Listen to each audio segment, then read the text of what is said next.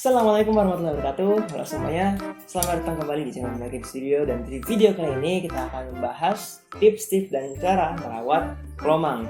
Mungkin hewan satu ini nggak asing lagi ya bagi kita, apalagi zaman SD itu dimana kita tuh sering banget ya nemu abang-abang yang jual kelomang. Biasanya cangkangnya itu cangkang Upin, cangkang Angry Bird atau cangkang yang lainnya. Biasanya gitu kan yang bisa kita temui dan harganya cukup murah, makanya jadi jajanan mungkin anak-anak SD ya.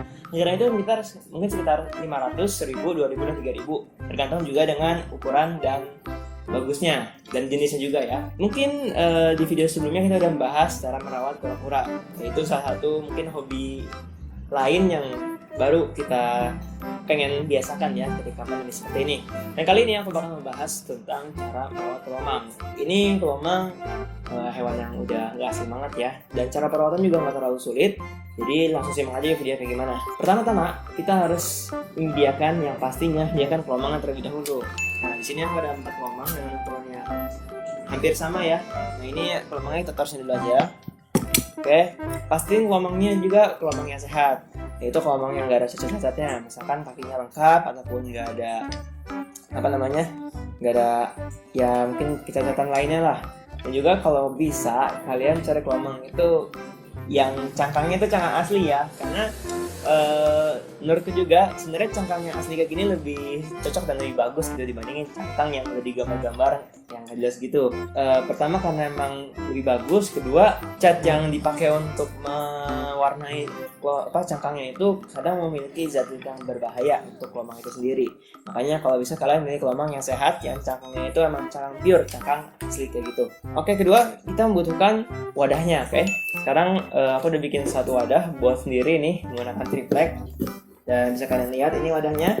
Nah untuk dasar juga substratnya kan semuanya butuh substrat ya, ataupun dasar ya dalam wadah itu. Di wadah ini ukurannya kurang lebih 35 cm kali 13, jadi nggak terlalu besar ya. Nah substrat yang aku pakai ini yang seperti tadi aku bilang itu kokopit, atau ya mungkin serbuk-serbuk kelapa yang bisa kalian cari di internet dan harganya cukup terjangkau dan murah. Nah kalau bisa juga kalian beli kokopit itu yang dia tuh udah bersih, udah jernih, lagi udah pure, nggak ada sabut-sabut kelapa kayak gini lagi. Nah karena itu bakal lebih bagus juga ya buat wadah kalian atau tempat kelomang kalian.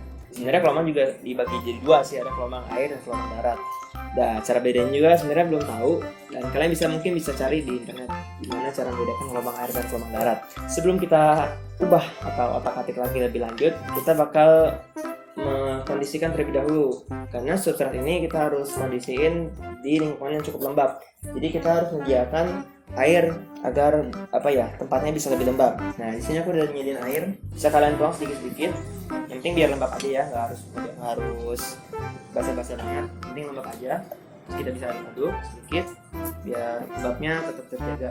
Kenapa kita pakai kokopit, nggak pakai mungkin yang kasar-kasar kayak pasir Malang atau pasir Bali? Pasir Bali mungkin bisa ya karena tadi. Kalau pasir Malang atau koral-koral itu mungkin agak sulit, karena kan habitat asli kelomang sendiri juga di pesisir pantai ya, yang mana pasirnya itu halus dan gampang buat digali-gali.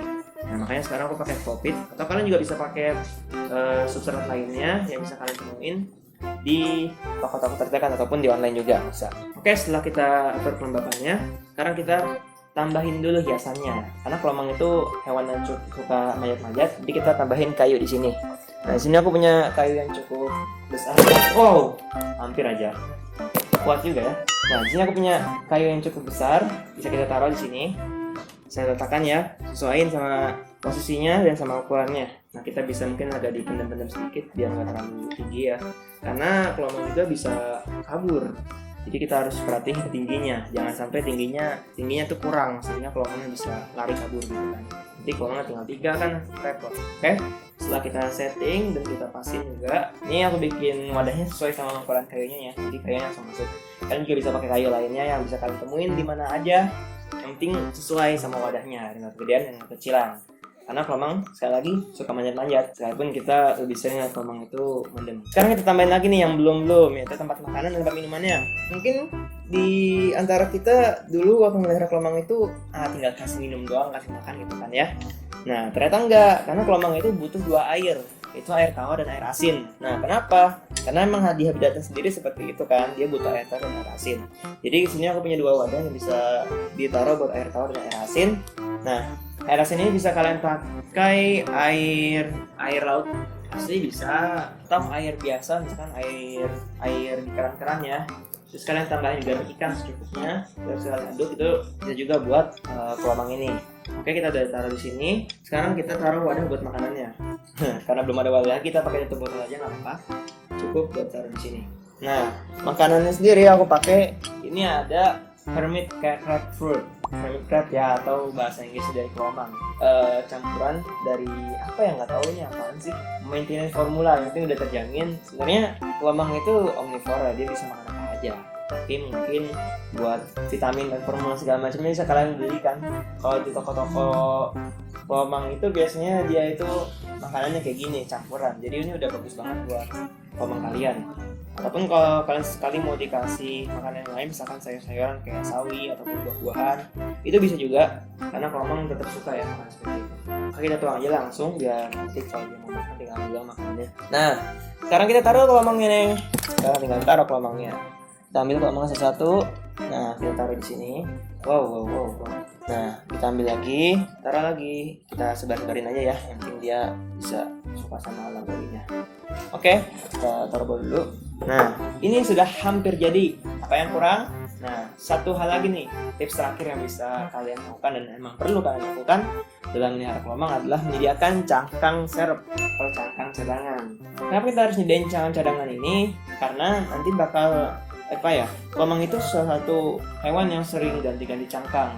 Karena kelombang itu beda dengan keong ya. Kalau keong itu biasanya dia bisa membesarkan cangkangnya sendiri, kalau kelombang itu nggak bisa, sehingga dia harus cari cangkang lain untuk pertumbuhannya ataupun untuk dirinya sendiri ya. Oke, makanya kita harus sediain cangkang-cangkang baru nih buat mereka kalau misalkan mereka mau ganti. Untuk satu kelombang itu biasanya membutuhkan 3 cangkang ya. Jadi kalian kasih cangkang aja random, taruh di mana? Di sini. Karena di sini ada 4 kelombang, maka kita taruh 4 kali 3, 4, 8, 12. Kita taruh 12 cangkang. Memang cukup rumit dan cukup ribet, tapi kalian akan terbiasa sih.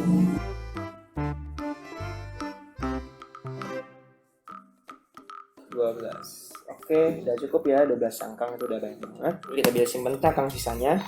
Nah, cangkang kelombang itu sebenarnya banyak dijual di toko online. Jadi kalian bisa cari aja di toko online, ataupun aku bakal kasih link di bawah yang bisa kalian lihat untuk beli cangkang-cangkang kelombang.